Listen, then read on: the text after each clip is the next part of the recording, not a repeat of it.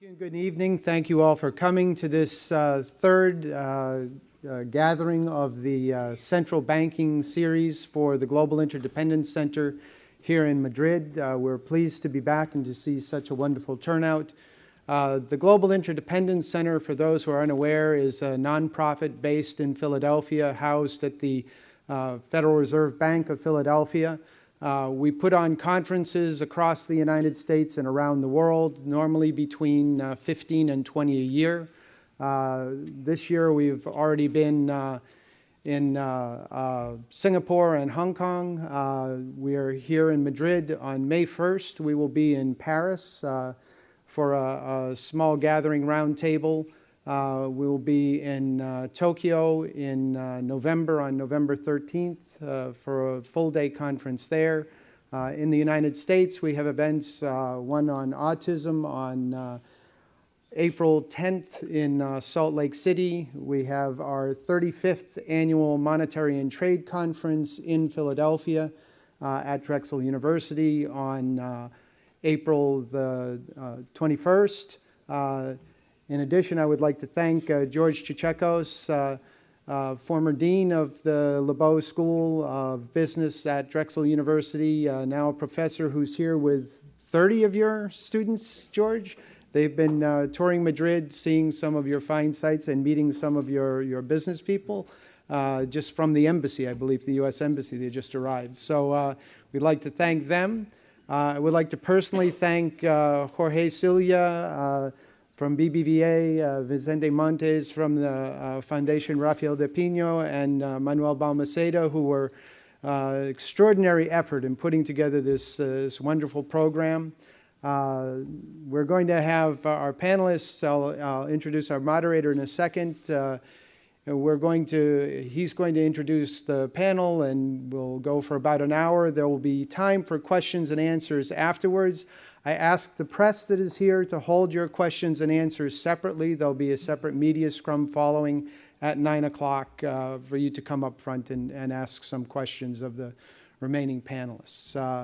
With that, I would like to simply introduce Jose Manuel Gonzalez Paramo, the Executive Director and the Chairman of the International Advisory Committee at BBVA, a former member of the ECB Governing Council, and our moderator for the evening. Thank you very much.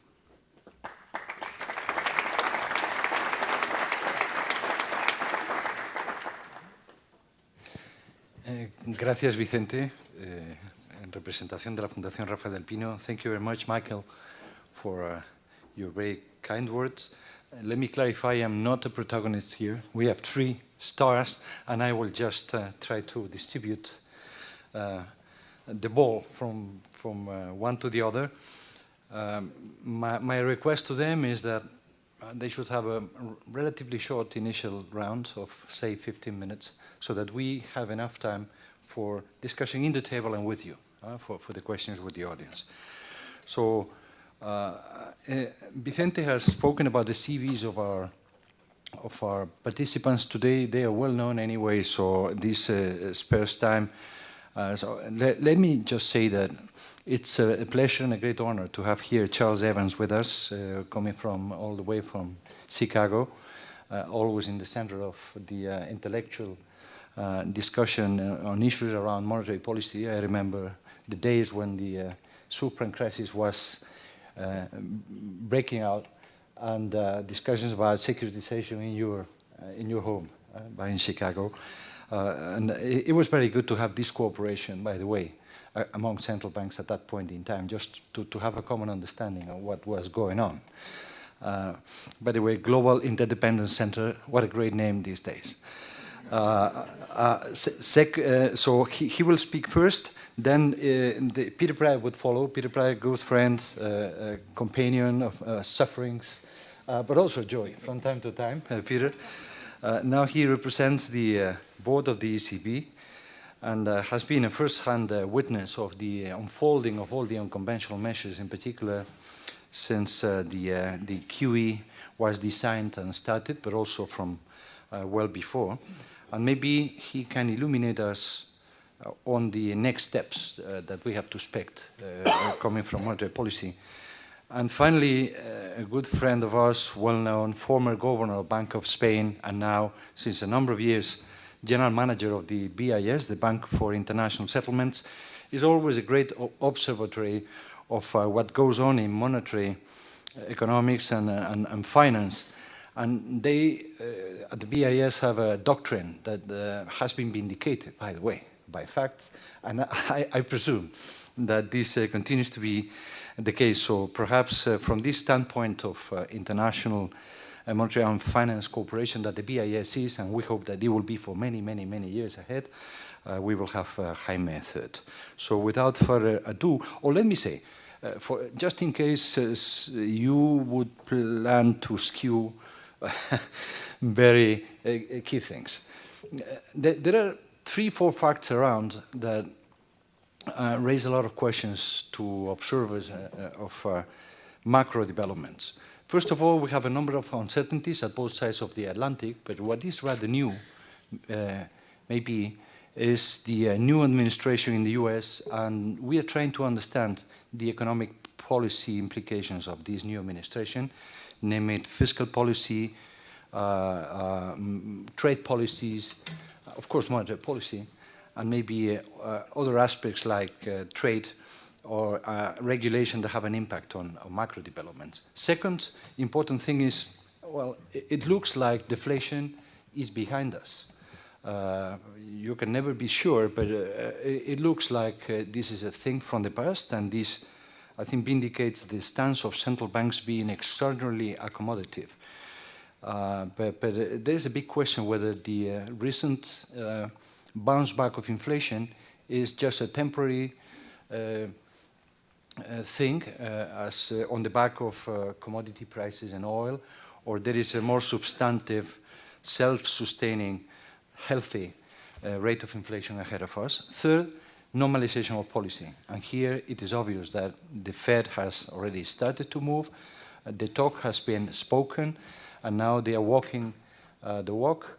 The ECB is at a different point in the rate cycle. Even speaking about rate cycle is a bit too narrow because the ECB has embarked on QE, and according to the latest communique, QE is there for some time to stay. And there is also an opening to even lower rates, according to the latest press communique. So let's see what our colleagues and especially Peter have to say. And finally, of course, geopolitics is a big issue, because from the general consensus on the benefits coming from free trade and globalization, we are now seeing some pockets, or not so small, some points of resistance to this idea that free trade is good. And also China, another element of the geopolitical map, I would say, is showing some signs of, or giving some reasons to worry, because imbalances remain there. Public companies lacking of strong reforms, and the slowdown at some point could become sharper than we are counting on. So just to put a bit of a background to the discussion, here I stop. Thank you again to all of you, and Charlie, you go first.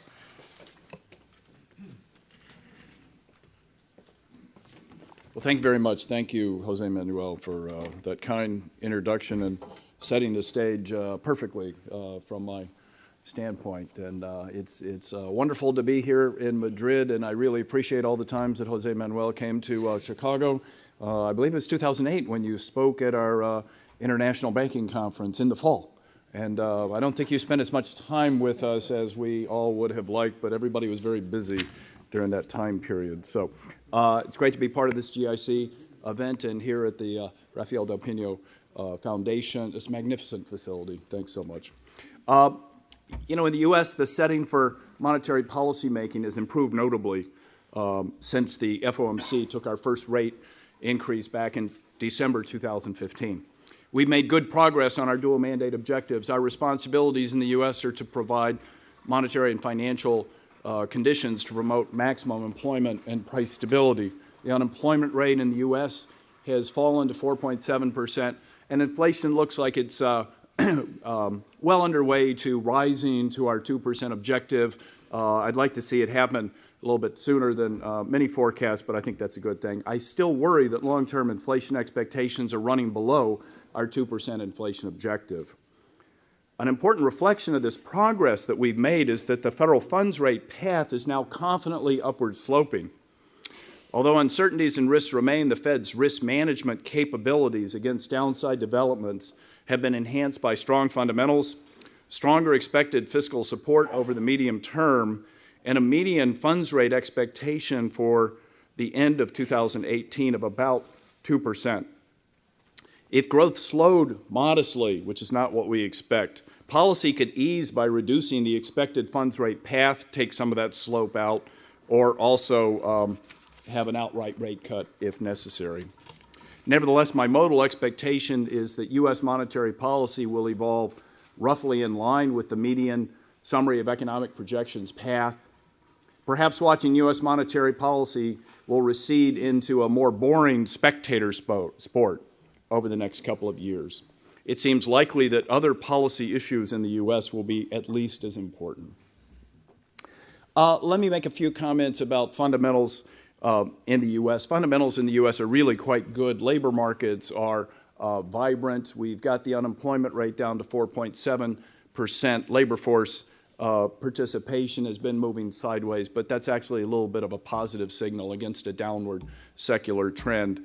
And payroll employment growth has been quite strong, 235,000 recently, and we've been averaging between 175,000 to 225,000 over quite some period of time.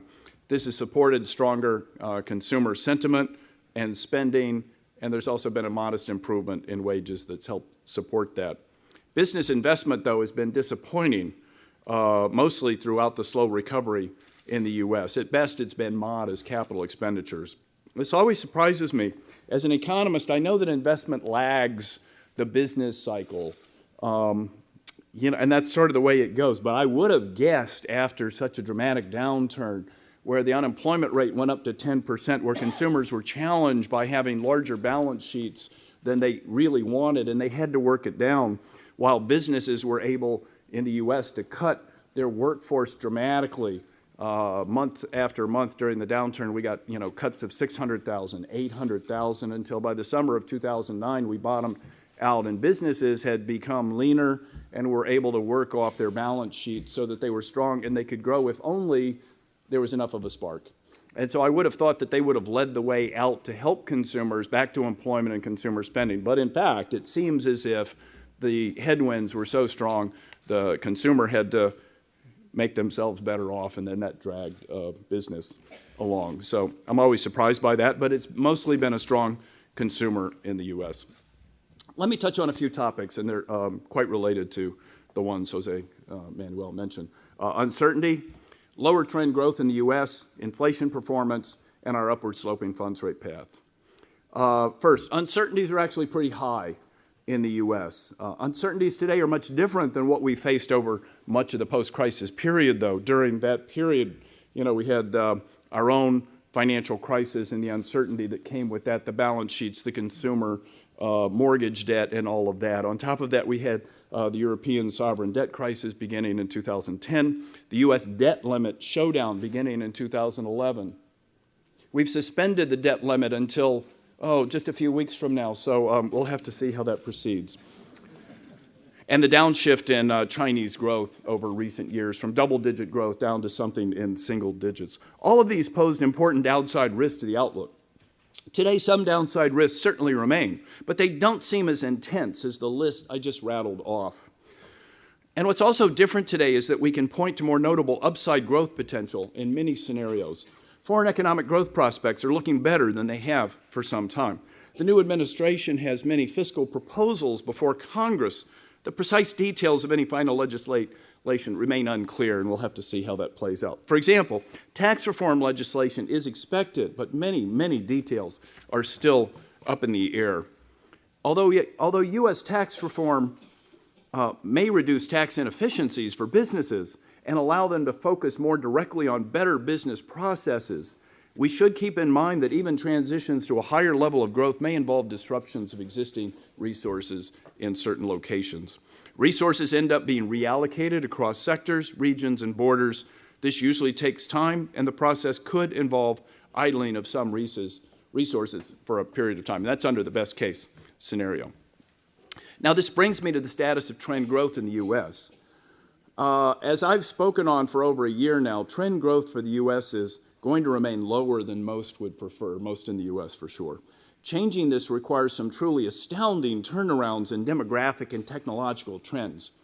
Remember, the long-run sustainable growth in an economy is determined by the growth rates in its labor input and the productivity of that labor. Now, this is just simple arithmetic. So in the U.S., where I run into many people who, are constantly sort of saying, why can't we have 3 or 4% growth? For 3 or 4% to be sustainable, you need more sustainable growth in the labor input and also in productivity. Unfortunately, we've seen a decline in both of these factors relative to the 1982 to 2007 period. What I'm saying is not new information. It's been in the papers, many academic articles, business, press, and all of that, but it's often overlooked in rosy economic scenarios. The trend in labor force participation in the U.S. has been declining for over 15 years. Baby boomers are retiring. Men have less attachment to the workforce as they grow older. Female participation rates have plateaued, and participation by 18 to 24-year-olds has declined. Maybe they're working harder at school and not doing the part-time job like they used to. This won't turn around soon. It just isn't possible to instantaneously birth a large cohort of qualified 25-year-olds in the U.S. We've also seen slower growth in labor productivity. Improvements in labor quality, that is, gains in education and experience, are no longer adding much to productivity in the aggregate. That used to be a big driver of stronger productivity growth in the U.S. Business investment has been relatively weak, resulting in only modest capital deepening in recent years. And the pace of technological increase appears to have slowed. Total factor productivity growth seems to have reverted back to the slow pace of the 1973 to 95 period after a surge in capital-embodied technological change in the late 1990s and strong gains from incorporating that technology into better business practices in the early 2000s. Of course, it would be great to double our 1 3/4% trend rate of GDP growth, but unless this is accompanied by sustainable structural improvements in labor and productivity growth, such GDP growth would eventually put strong pressure on resources and drive up wages and prices. Clearly, in that situation, financial markets and the Fed's focus on our dual mandate responsibilities would ultimately lead to more restrictive financial conditions. Now, regarding inflation performance, this will depend a lot on how the fiscal and international issues play out, as well as monetary and financial policies. So I always think it's important to keep in mind basic rudimentary inflation equation. That is, inflation determinants tend to be past performance of inflation. There's a lot of inertia. The lagged inflation is important. Transitory factors, changes in relative prices, they're not expected to persist, like changes in energy prices, food prices, commodity prices. The Phillips curve, resource slack, and how that changes inflation. And then long-term inflation expectations are very important. Long-term inflation expectations remain low. My inflation outlook has a sustained increase to 2% only by 2019. Burst of growth and greater pressure on resources would accelerate inflation's evolution. As inflation increases, it will be important to remember that the FOMC's long-run price stability goal is a symmetric 2% objective for PCE inflation. As always, the FOMC will look for sustained progress to 2%. Given transitory relative price adjustments going back to the fall of 2014, I expect energy price rebounds will carry headline PCE inflation higher for a time than its underlying rate. This is why focusing on underlying inflation is so important. In 2015 in the U.S., PCE inflation, the headline number was less than 1%, but the Fed didn't ease, and we saw underlying inflation is higher than that, so we didn't have to respond to that. Core inflation is a better gauge of sustained inflation pressures, a better indication of where inflation, headline inflation, is likely to head next year. And I don't expect core PCE inflation to achieve 2% until 2019. Now, this brings me to my views on appropriate monetary policy. An upward sloping funds rate path and solid fundamentals make for a noticeably improved rate setting environment. So I think in your seats is a handout on the Fed dot chart from our summary of economic projections. And it shows the upward sloping median of the funds rate over this year, next year, and 2018. So an upward sloping funds rate path and solid fundamentals make for a noticeably improved policy setting environment. Rate increases are expected in 2017 and 18. The median summary of economic projections submission has a funds rate at around 2% at the end of 2018. Now, this is a gradual path. We're currently targeting a range for the funds rate of 0.75% to 1%. The midpoint of that is 88 basis points. If growth and expectations pick up so that core inflation rises further, a sturdier economy would be able to handle a steeper path of rate increases. Since even an inflation rate of 2.5% for a time is consistent with our symmetric inflation objective, this is a reasonably acceptable risk path. Indeed, the best way to assuredly get to 2% is to do so faster and with momentum. The credible upward sloping funds rate path is helpful in this regard. Now, if the economy faltered somewhat and inflation remained well below 2%, monetary policy could provide some additional accommodation simply by lowering the expected path of increases and conveying this in our summary of economic projections policy communications. In model simulations, this additional forward guidance has some reasonable degree of effectiveness. And if more is required at some later date, we could also reduce the higher funds rate, providing additional direct accommodation. Unfortunately, there will likely be somewhat substantial uncertainty over the precise extent of accommodation. That is, although the long-run neutral funds rate is about 3% according to the median SEP, the shorter and medium-run R star is likely lower than 1% for a time. So accordingly, a funds rate of 2% in 2018 might be less accommodative than would be expected in the long run.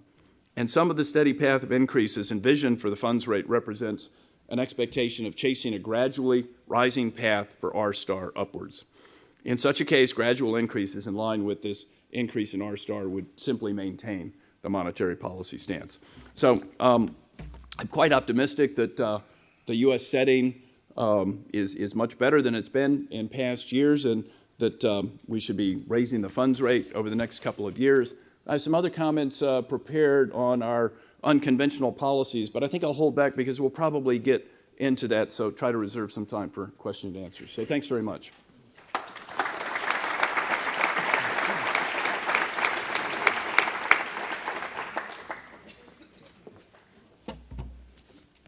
Someone mentioned that monetary policy was supposed to be boring, and it has not been the last years. It has been quite interesting, let me say. So very pleased to be here and try to explain a little bit the situation as I see it. 17 years, it's 2007, that's 10 years from now. We had the peak of the credit cycle, the financial cycle. That's 10 years already. And then we had the bust. I entered central banking in 2000, in the year 2000, so I had the biggest part of the boom in financial cycle, and then I had the bust, and in between I had to face, the management of huge institutions collapsing in my country. I mean, institutions being out of proportion compared to the GDP. If you took the balance sheet of a conglomerate like Fortis or Dexia, these were multiples of the GDP. So we had, as in many other countries like Ireland, Iceland, and other countries, that Jaime also in Spain. But Spain, when I compare the problems we had in our country and the response that we had at that time, I can say that looking backwards, quite happy about the limited consequences of the liquidation of these big institutions. Because one, we could sell to BNP Paribas, which was Fortis, and the other, Dexia, is still jointly managed, the legacy with our French colleagues there. But you see in the first years, the boom years of the crisis, before the crisis, and then the bust years, what's really striking is that there was no really preparation to face a financial crisis. And I think that's Jaime is working since years. I've been in the Basel environment also for years, basically in the boom years. But I think that's the first lesson. The second point, of course, is since we were unprepared for such crisis, monetary policy had to play a dominant role. And I think I would call it a curse, une malédiction, because this is something that central banks didn't want really to play. Fiscal policy, as you know, was very limited because public debts were also already very high pre-crisis. And in the crisis like Spain, for example, public debt increased. You remember Spain had a AAA before the crisis, and into the first years of the crisis, it was close, not with investment grade, as you know. And so the speed at which these things can happen is really something amazing. I think for the public in general, it should always be remembered that without the central banking action, we would have been in depression. I really believe that. And central banks intervened. The problem with central banks usually is that the interest rate at the beginning of the crisis were already very low. And so it was quite difficult to stimulate the economy because when you have the downside, of a financial cycle, usually demand is very compressed. People want to reimburse the debt. You get financial stress in the system, banking stress. And so you need to have very accommodative policies, demand management policies. And fiscal policy was really already in, I wouldn't say trouble, but difficulties before the crisis. And central bank in general had very low interest rates at the beginning. So I think it's important to realize that central banks explored uncharted territories. I mean, the US, of course, was the first, compared to us, of course, in quantitative easing, for example, and we took example for the Fed at some point. So it is, again, very important to remember that without the action of central banks, you would have been in a terrible situation and we would not be here today in the same environment. I think we would have gone through very major political changes there. So my first point. Now things have evolved quite favorably. And we have tried in Europe to create institutions to avoid, to manage and to avoid a repetition of these sort of phenomena of financial crisis. So we have now the SSM. We have a resolution board also. So a number of institutions have been created in between in the crisis. These institutions also dealing with sovereign debt crisis like the ESM are not fully completed today. But still we can say that the institutional environment has improved very much. Second point. The third point, what about the business cycle now? And how are things evolving? Now, the last leg of the financial crisis was very recent. So I talk about 2007 as the peak of the crisis. But many of you maybe have not realized that we have the third shock that we had in the financial crisis was the emerging market crisis. And that was exactly 1 year ago. So 1 year ago, we had a new shock in the world economy. And that was very well understood by the G20. When the G20 met, I think it was Shanghai, it was not Shanghai. In February of last year, it was Shanghai. In February of last year, they communicated a shared assessment of the world economy. And in that shared assessment, it was notably said that downside risk and vulnerability have risen. We will use all policy tools individually and collectively. And monetary policy, of course, cannot lead to balanced growth. So other policies like structural policies had to be also put in place. But I think what is important is this shared assessment that we had at the worldwide level, that monetary policy had to be used, fiscal policy if it was possible, and structural policy as well. But that was 1 year ago. So the US, I think, Charles, you could confirm that that led to a sum of pause in the monetary policy tightening at that time because, you had begun a tightening cycle before we had these emerging market issues. I mean, it not with his head. So monetary policy tightening cycle was pushed further away and starts again now. I mean, but you will comment on that. I think it's quite important. On our side, we had a strong reaction first in December where the market was disappointed, and then in March we reinforced the measures we took. And I think it's safe to say that we could again avoid a major slowdown of economies in general, thanks to the reaction of the policy reaction. Now, the last G20 meeting that you have seen was, when was it, last week? The last G20 meeting reaffirms a number of the commitments that had been taken 1 year earlier. It's still the March 2017 communique of the G20, reiterate the determination of the G20 to use all policy tools, etc., etc. So that sentence, it's taken back by the G20, the major economies of the planet, having a shared assessment that 1 year after the emerging market shock, still there was room for be cautious in policy and even using the instrument to try to put this economy, the world economy, on a more normal path. What is normal remains to be seen, but a more normal and lesser fragile path. They also reiterated, the G20, that downside risks are still there. I mean, downside risks have not disappeared, and even to some extent they have improved. That's not what they say. The IMF will discuss in a few weeks' time also the balance of risk. What we say in Europe, in the euro area, is risks are more balanced on growth, so it's going better, but still risks are tilted to the downside. The communique of the G20 goes a step further, saying that the downside risks still persist. Now, in the IMF discussion, and that will be an important discussion, what do we mean with downside risk to the world economy? And then I will talk about monetary policy. What do we mean with downside risk?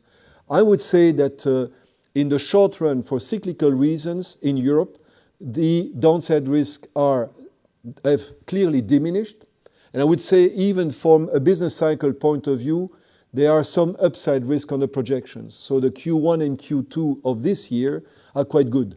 And they may surprise a little bit on the positive side. Remains to be seen.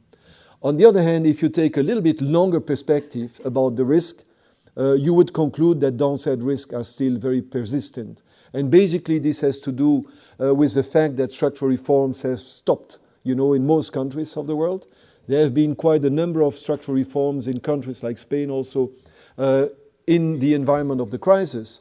But when things start to go better, we see a sort of pause, or we call it also structural reform fatigue, in a number of countries.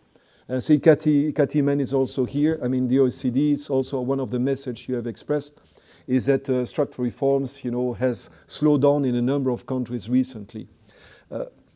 And we see that a major risk for the world economy in general, but also for the European economies, this sort of stop in structural reforms, of course, because monetary policy cannot address these issues, of course.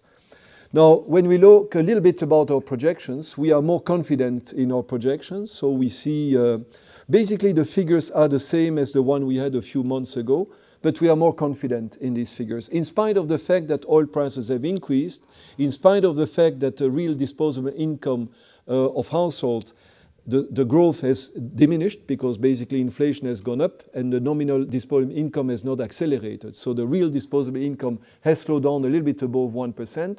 But basically what we think is that the savings rate of households, in spite of what we hear very often, negative interest rate, the savings rate of household is going to diminish and absorb the increase of oil prices. Why do we say that? First, because consumer confidence is very high in our service. Second, we also see that the growth of disposable income in Europe is basically relying on employment growth. Not the wages so much, but employment growth in most countries here. And this is a good surprise. And the richer the disposable income in terms of employment, the higher the propensity to consume. Okay? Because employment, 1 unit of employment consumes more than 1 unit of equivalent of wages in general. So you have a positive impact on consumption. And the third reason, and this is surprising for many, is that the construction sector is recovering everywhere, also in Spain. And the recovery, of course, leads also to consumption. If you buy a house, or if you do, there are a number of things you buy to reshape the house or that go into the new construction, etc. So you have a number of reasons why you have this projection about consumption. Investment has been recovering as well. Business investment has been recovering. If you look at Spain, for example, also business investment is recovering. We think that this recovery is relatively weak given in terms of stocks, given the fact that investment has really collapsed with the crisis. The rate of growth of investment that you see now is more or less in line with domestic demand, with consumption. That's the accelerator model. But it's relatively weak when you think about the stock of capital which has been shrunk, which has been reduced in the crisis, meaning that the stock of capital per employee is much lower now, the stock, than it was at the beginning of the crisis. So the flows are more or less okay, but if you think in terms of stock of capital, it's not okay. There's still a big lag here. Now this opens a big discussion. Now, the flows are okay, as I say, in terms of GDP growth, in terms of disposable income, in terms of employment. What about the stock adjustment? I mentioned a little bit about the investment, but what about the legacy of the crisis? That's the second, and then I will conclude on monetary policy. The second, if you look at stocks in general, you see that the balance sheet adjustment in Europe, the balance sheet adjustment to the excess, the boom of credit, is not yet finished, unfortunately. We have made a lot of progress in the balance sheet adjustment of households, of non-financial corporations in Spain in particular, where the degree of indebtedness of Spanish firms has been reduced enormously in Spain. But still, we believe that the stock adjustment of non-financial corporations in the euro area as a whole is not yet finished. Of course, the banks also, leveraged institutions. For the banks also, we think that the recapitalization of banks, the reduction of leverage of banks has progressed pretty well. But the adjustment is not yet finished, as you know. And the low profitability of the bank in that environment makes it complicated, of course, to finalize the recapitalization of the banking system in Europe. So that remains also a point of attention. We certainly will discuss about that. And then you get, of course, the indebtedness of sovereigns. And the indebtedness of sovereigns is certainly not satisfactory. And we plateau in Europe around close to 100% of GDP. But of course, with big difference, where Germany has a low debt ratio that influences the average.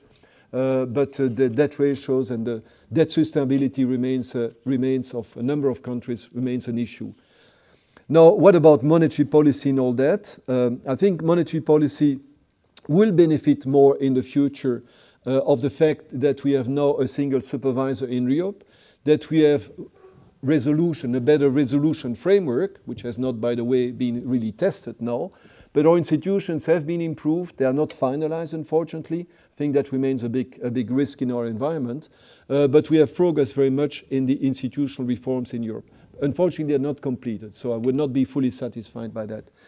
In monetary policy, basically what we did at the last meeting is first to acknowledge that the economy is doing better, in spite of the fact that the projections have not really changed compared to what they were 3 months before. But we basically say that we have more confidence. We change the language to signal our more optimistic view on the economy. Not so long time ago, we talked about a moderate but fragile recovery. Then we say, well, it's moderate, it's steady, so steady growth. Then we say it's firming. And now we say it's firming and broadening also. What do we mean with firming and broadening?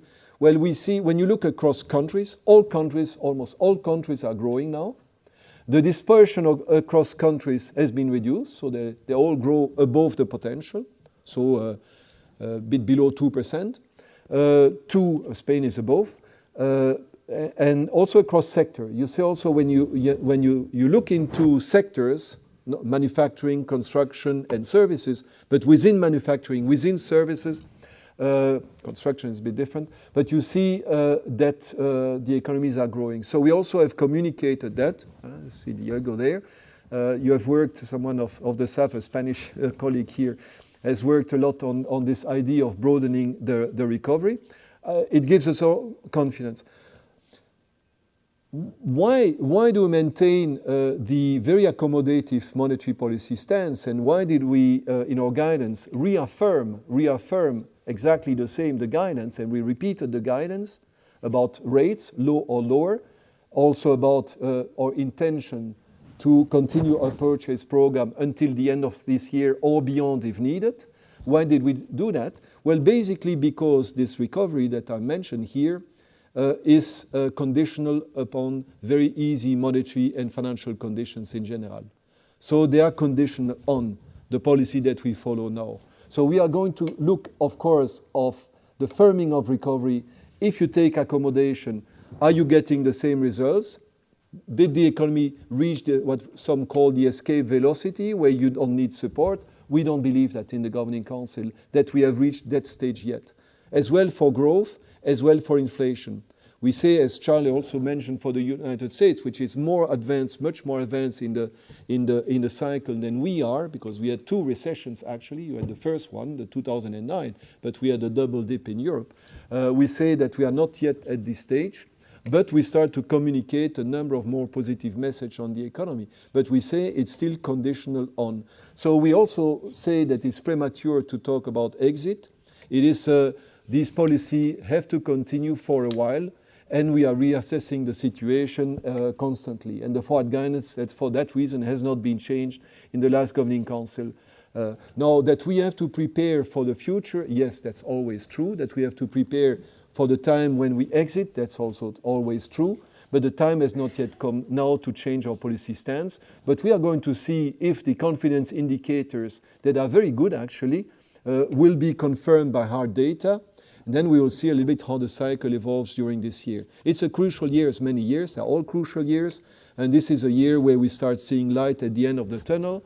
But it's still some way away, and we have to be cautious. There have been a lot of discussion. Let me explore to conclude, because I know I get the questions from journalists and others about sequencing. Are you going to first finish your purchase program and then increase the rates, or which is in our forward guidance, or wouldn't you do the opposite? The only thing I want to say is that the policy rate today, the monetary policy rate today, is a deposit facility rate.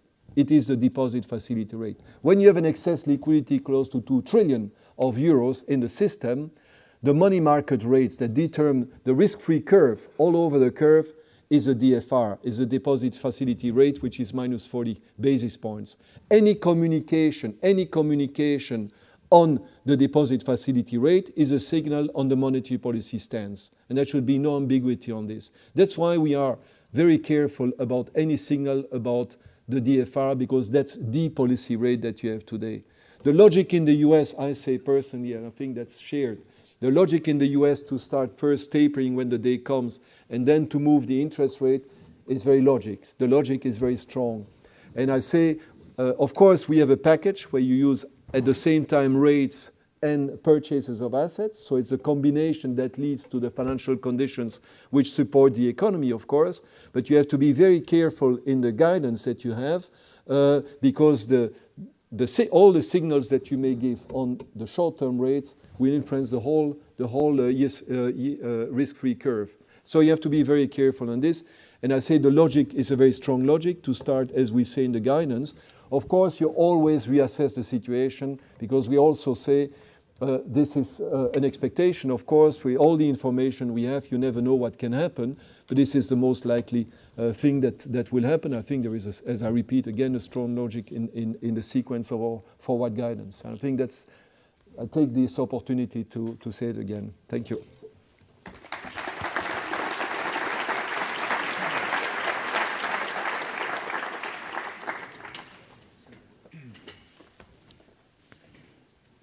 Good afternoon. It's a pleasure to be here. Thank you for the invitation. I would like to start saying that I am going to take a different perspective, talking about monetary policy. The BIS is not an institution that has to decide in a couple of months whether rates are going to be higher or lower. And what we do is to try to analyze with a medium-term perspective, or I would say even a longer-term perspective, certainly longer than the horizon that usually central banks have to take the measures. What is the lessons that we can derive from what has happened so far, and what is that tells us about some of the challenges that we face in the future, that central banks face in the future. So I think I would like to group these challenges in 2 main groups. One that is more longer term, that is to some extent what are the lessons in terms of the mandates, in terms of the practice of central banking, and the other one is more the challenges associated with the transition to a more normal monetary policy that has started already in one country to get into the normalization at a gradual pace. In the first group, it's something that, as we have repeated many, many times, financial stability deserves more prominence, and central banks need to integrate better financial stability concerns, financial cycle, financial booms and busts, integrate that much better into their policy frameworks. The BIS was saying that before the crisis and has continued to say that, and it will continue to say that for some time. The second, perhaps, lesson, and you can see that despite the title, Monetary Policy in a New Economic Environment, this is not for the new economic environment, this is also for the old economic environment, this is for all economic environments. This is a more long-lasting kind of conclusions. The second is that the experience with prolonged monetary policy accommodation has highlighted that there are some limits on monetary policy, and that there are risks of overburdening monetary policy. And I think on these past few years, there has been some overburdening of central banks. One of the expressions that you may have heard is, this is the only game in town. It's not a good balance to have recovery with just one game in town. And I wouldn't say that even if it is more than one, it should not be, from my perspective, the main game in town. And the third also lesson is that central banks need to incorporate better the spillovers and of their actions into the rest of the world, and how these interactions come back to their own country. And this is something that I would say that in both things that I have mentioned, the financial stability and the spillovers, progress has been done. We tend to think that there's still more work, and there is more conceptual work that needs to be done. We don't have an analytical framework that allows us to incorporate these kind of elements to monetary policy. Now, the other group, which is what are the challenges facing in the transition to the new normal, I think probably we would have had this discussion 1 year ago, perhaps. Probably we would be talking about secular stagnation. I think today this is much less prominent in any kind of discussion, and probably people is talking more about reflation and what is the meaning of reflation. In any case, whatever is the meaning, and we are not thinking that there will be a big inflation or something like that, provided that the globalization continues to moderate some of the pressures in terms of prices. The case for prolonging extreme accommodation in advanced economies is weakening as these inflationary pressures are receding. And there are risks also to the upside. There is the risk that we don't know, probably mainly associated with some of the uncertainties associated with some policy measures that we don't know how they are going to evolve. So the uncertainties about policy uncertainties, if you want, political uncertainties are pretty high. There could be more expansionary fiscal policies in countries that are close to full employment. That could be one trigger of additional inflation. There is also the rise or the risk of protectionism. Certainly, as I said before, part of the pressure to keep down inflationary pressures is globalization. Without that, with more fragmentation, could be more risk in the upward direction in terms of inflation. That is one of the challenges. Managing that is one of the challenges. Second, and Peter mentioned that in some countries it has started, is emerging markets. They are managing financial cycles. Some of these financial cycles are turning. Some, one of them, big one, 1 year or 2 years ago, But there are others that have had also financial cycles that are maturing. That has implications in the world. And the third element that I would like to mention is that the pace of normalization should not only take into account this downside risk that exists, certainly, but also the upside risks. And in any case, as the uncertainty, as I associated that risks to some of the policy measures, as there is a significant uncertainty, I think we should think about this process of normalization, even with the best of communication. I think the central banks are doing a great job in terms of communicating properly what is their purpose and their objectives and what they are going to do. Even with the best of communication, I think we should be ready for some bumpiness, some bumpy road ahead of us. And I think this should not change course. The path of normalization is an important path that at some point of time will have to be followed. And it has started. So let me just focus on a few of the points that I have mentioned. I said that financial stability need to be integrated better integrated into monetary policy. For sure, prudential and macroprudential are two of the main elements and need to play a role, important role in financial stability, but we tend to think that they improve the resilience of the financial system, etc., but we think that monetary policy has a complementary role. The price of leverage, that's an interest rate, is very important, that plays a complementary role, and we have seen that macroprudential policies tend to be more forceful when they go in the same direction as monetary policy. So one policy that we have been defending is leaning against the wind, which indicates that monetary policy integrates and leans against the build-up of financial imbalances.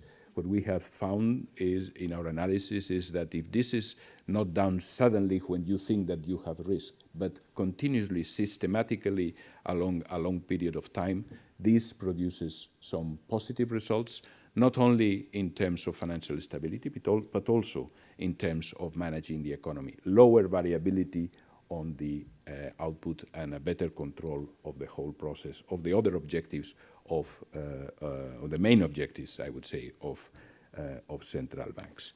Now, on the limits of monetary policy, I would just to say that this is a very complex recession. This is a balance sheet recession, and balance sheet recession is characterized by a number of elements. One of them is too much debt before the crisis, so it's a business cycle that, and there is a boom that is overimposed to the business cycle. So the situation is a lot of debt, and in addition, the financial system tends to be impaired. So the efficiency of the monetary policy, one of the channels, which is the credit channel, is not as efficient as usual. That doesn't say that monetary policy has not to provide accommodation. It's obvious that they will have to provide accommodation. The important point is that you need to analyze the balance of risks and benefits, and over time. At the beginning, it's obvious. I think I fully agree with Peter. If the central banks had not reacted the way they did it, so swiftly and so clearly, we would be in a worst, in a nightmare. We will be in a great recession. The problem is over time. Over time, I think the balance of risks become different, and the consequences of keeping low interest rates for long have also to be taken into consideration. And that's a really not a very easy balance to make. We have analyzed that the credit growth, rapid credit growth, these booms also influence the real economy through a misallocation of resources.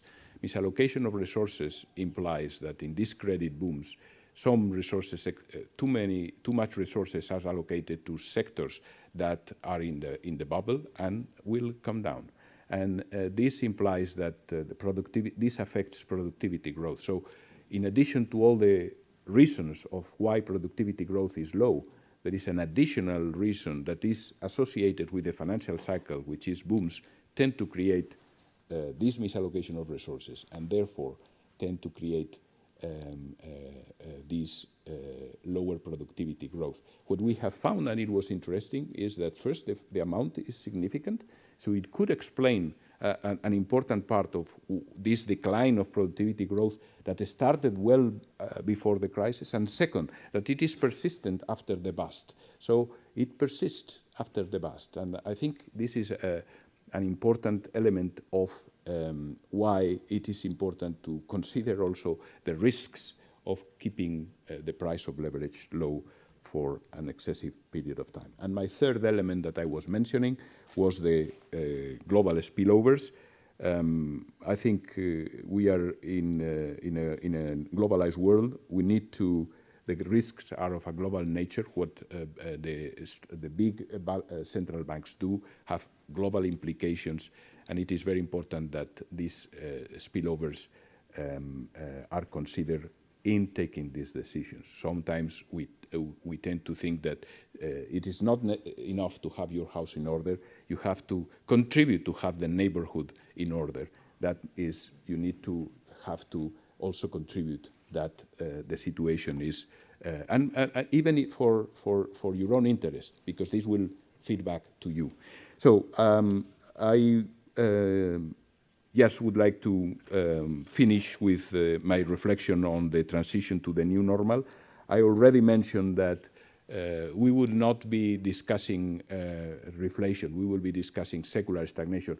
We at the BIS, we have never bought completely this secular stagnation. We think there are some elements, of course, and it was mentioned before, some of the demographic elements, these are, but we think that really more than a kind of structural deficiency of aggregate demand in the world, what we have had is that we have had some bias and some asymmetry in dealing with financial cycles. We tend to not to do enough in the booms and then to do too much in the busts. And the result is a bias towards lower rates that, and lower productivity contributions to that at the end can affect global growth. So this is what we have been saying, and again, it is arguable, but our finding of productivity growth, I think, is an interesting finding. Finally, I would like to come back to what I said at the beginning. This is the process of normalization has started. Each central bank has to do it according to their own situation. It is very important that it is done gradually, but at the same time it is very important that it is steady. There has been a long time with interest too low. We have seen how some imbalances have built up. Particularly, we tend to think that the leverage at the global level has increased substantially. It's more than 40% more points of GDP of debt in the global world that at the moment of the crisis. If at that point of time we were concerned about that, we should continue to be concerned. The point I am trying to make is that it would be much better to have a combination of policies that would not place so much burden on monetary policy. It would be much, much better if all the reforms, etc., will have been done. And we have been able to postpone, and to monetary policy can, to some extent, give you a little bit of time, but if you don't use the time to do the reforms, what we find is that we don't solve the problems. Part of the demand problem and growth problem have much more deeper roots than just a deficit of demand. Is much more rooted and need to be addressed properly. So I think there is a delicate balance. A firm and steady normalization, I think, is the way to go, and it will be very important to contain potential upside risk also, and particularly it will be very important to contain potential financial stability issues down the road. Thank you very much.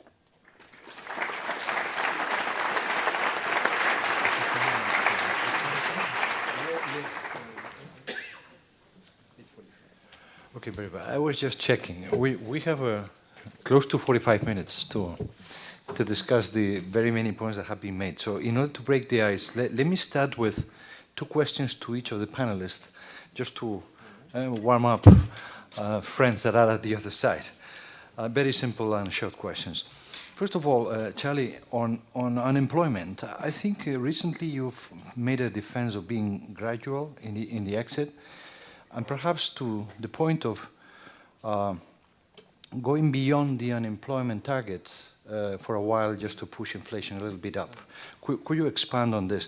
This has a connection with the Evans rule. You may explain. And second, on the debt limit. I've just read that the Congressional Budget Office has made some numbers and said, okay, this will not be an issue until October. But when it comes, is that timing realistic, and to what extent would this impact on your policy? Sure. So,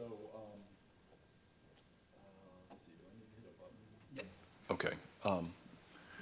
All right, so the unemployment rate has come down quite dramatically in the U.S., and you mentioned Evans and forward guidance. Back in 2012, the Fed embarked on open-ended asset purchases, so-called QE3, and that was in September. Then in December, we said, oh, by the way, we're going to keep the funds rate where it is at least until the unemployment rate goes below 6.5%. And at that time, in September, we were sort of looking at a forecast where we thought that we might go quite some time and it would stick at 8%. So then the Bank of England adopted something close to that, and they had a 7% guideline for that. Now we're at 4.7%. Most FOMC participants' estimates of the natural rate of unemployment are in the range of 4.75%, and so as we go below that, we will be undershooting our objective. Now, the Federal Reserve Act says we're supposed to pursue maximum employment. It doesn't say we're supposed to shut things off all of a sudden when we get to the natural rate. But as an economist, I think that things begin to go askew if you go too far below this. I would say there is uncertainty as to what this rate is. My economists looking at labor force dynamics have, sort of argued, I think, pretty well that the composition of people in occupations is going to be skewed towards more people who have lower unemployment rates, and so I think you could argue it might be 4.5%. At any rate, there's a lot of uncertainty, and I think the key goal for us is to make sure that we get inflation to 2%. So the resource slack is not going to get inflation up to 2% very quickly. The Phillips curve is very flat. So I think that focusing on inflation and perhaps more volatility, other things that may be going on, or really should be the focus of policy as we increase, unless something changes quite a lot. Now, you mentioned the debt limit. There is this additional law in the U.S. It's not only the fact that our Congress and the President appropriate funds and say, go spend this amount, apparently to actually write valid checks. The entire, debt has to be below something, and so there's this double limit. And back in 2011, we, got ourselves into a lot of difficulties in terms of agreeing to expand the debt limit, political brinksmanship, a game of chicken, and people trying to get things into legislation that they otherwise found difficult. I would hope that the Trump administration, the Republicans are in charge of Congress and the administration, so presumably they can all agree to just not have that cause any future problems, and we all focus on the important thing about continuing to have the economy grow strongly, and get inflation up to 2%. Thank you. Peter, for you. Well, you mentioned this idea, Jaime, also, the monetary policy, the only game in town. And this is a very special thing in the Eurozone, to the extent that the ECB is a central bank without a state. To what extent this policy design makes credible that at some point monetary policy is not going to be the only game in town? Because one looks at politicians, they seem a bit relaxed. You take out some steam. Is there a big problem, or put it in a different way? Could you imagine ECB saying, no matter what, I will exit at this point in time, contingent on these indications, and you do what you have to do? Well, you allude indirectly, for those who understand, to fiscal dominance situation where the exit would be very difficult because of potential consequences on public finances, because rates go up, high indebtedness. I think I call it the acid test, of course. All these measures have been designed, to deal with the inflation and to respond to an inflation problem. Now, of course, we will continue like this. When the Governing Council will assess that, the path of inflation is sustainable, then you will withdraw accommodation, whatever the consequence public finance. So usually we give the message to other authorities that they have to also be prepared for the time where interest rate will increase. Are they listening or not? I don't know. Maybe not sufficiently. But what I'm sure of is when we will take the decision, we will face with the decision, if our verdict, our assessment is that you have reached this, sustained path of inflation towards 2%, we will take the decision. I have no doubt on this. And so we have done that in the past. We will continue to do it like this. But I say the acid test will one day will come, as you say. But government should know that. Now, the only game in town is a curse, of course. In malédiction, I say it's a curse because you never wanted that. And as I explained before, you go in an extremely severe financial crisis. There are very weak institutions dealing with banking crisis, especially for cross-border banking crisis. It's very weak. So what does the central bank? Basically provide liquidity to the banking system or the banking systems. Provide liquidity. Now you hope that the adjustment will come and the other authorities will work on that. You know how long it took also in Spain to really tackle the problems, because it was very difficult in the beginning to know the extent of the crisis. But some countries acted relatively quickly. I was alluding, things were different. I don't want to say that one did better than the other, although it's true that the assessment of the situation makes it sometimes it's lagging. So the ECB has been confronted to a situation with very weak institutions dealing with financial crisis, and has been led to be the only game in town, to participate, we call it in liaison with the IMF and the Commission in Troika, which is not really something you like to do. And head of state and governments have given the supervision to the ECB. And the ECB, of course, has done what the politicians, when they broadened the responsibility of the central bank, we took it. And was a lot of efforts to do that. Now we hope that this banking union will be completed because we have supervision in the central bank. We don't have the backstop. This is, of course, for government. So they give you supervision, but the backstop remains essentially national. So that's something I cannot be very happy as a central banker. They have the backstop. That means also that national consideration play an important role as long as you don't mutualize. This is some way to go, but it's not a very... And the other one is the sovereign debt. We had a sovereign debt crisis, as you explained, a central bank without a state, that's what you say. That makes it much more difficult also. And moreover, we had banking system highly exposed to the country, because the banks lent within the country mostly. And second, they had a package of government debt on the asset side. So you go in a situation where there is no institution dealing with sovereign debt crisis in that union. We have banking systems which are very exposed to their national economy and to public debt in particular. Then you get all the ingredients for a very, very big crisis. And when I look backward, I can say, wow, it could have been much worse. I really believe that. Much, much worse than what we had. And in 2012, it was a stop, not only because of the words of the president, but also because of support of politicians. Now, what happens after?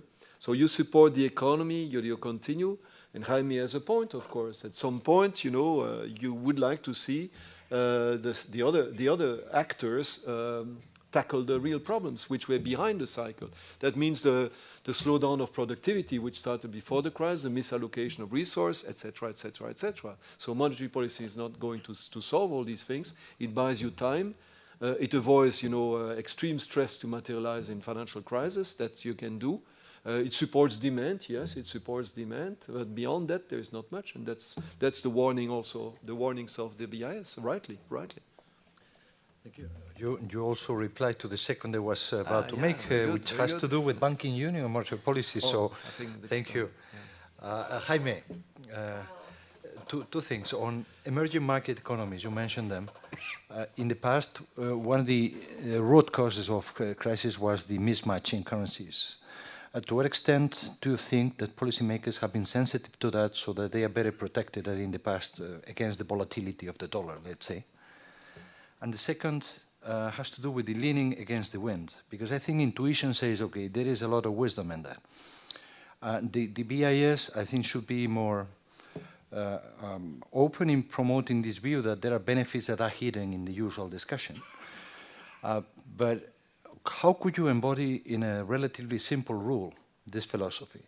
How can you explain to policymakers, okay, this is to the benefit of the economy, but now there is a, say, modified Taylor rule or something that could, in a way, make simple what is an attractive idea, leaning against the wind? Yes, one of the concerns that we have had is not only the overall volume of debt of the global economy, recognizing some deleveraging here and there, particularly Spain, UK, United States in some areas. I think what we have seen is that, for example, the debt in dollars issued by non-residents in United States is now 10.5 trillion, and it has been growing. Now, part of it could be hedged in a natural hedge if they are exporters that they receive some dollars. But it would be very difficult that this is a total hedge, and part of it is not hedged, and there is not that much information on that. Out of that, 3.6 is emerging markets. 3.6 billion is emerging markets. So this adds to the complexity of the situation because obviously they are very sensitive. Financial conditions will be extremely sensitive, not only to movements of interest rates, but also to movements of the dollar. Any increase if the dollar tightens enormously the financial conditions for these issuers of debt. A significant part is done by capital markets, and a significant part has nothing to do with American banks. Is done through other banks. So this is really indicating the important role of the dollar as a global currency, where many banks and many asset managers do participate and is active. So this is certainly one of the elements that we need to continue to monitor. We thought last year that it was peaking, but no, it has continued to move up. Now, in terms of the leaning against the wind, I think we have done some interesting exercises by enlarging, enhancing a little bit some rules, tailored rule by adding a cyclical, financial cycle dimension, by adding one measure of leverage and by adding one measure of debt service. With these two elements, done in a continuous way, not responding to the moment where, because usually when you enter in these discussions, usually the answer is, no, if you now raise rates, you create a chaos, the cost of the economy would be much larger than what the benefits, blah, blah, blah. And I think this is right. If you do it at a certain point, when you discover that there is a situation that is already damaging. But that's not the point we are making. What we are saying is, let's do it continuously, gradually, very gradually, following this kind of introducing into the monetary policy some kind of element that adds this financial cycle dimension. We tend to think, and there is a couple of reports that we have published, that it not only helps, it doesn't remove the crisis, frankly speaking. If you move backwards, the crisis would have been smaller, but we would have had some kind of problem, but it would have been smaller.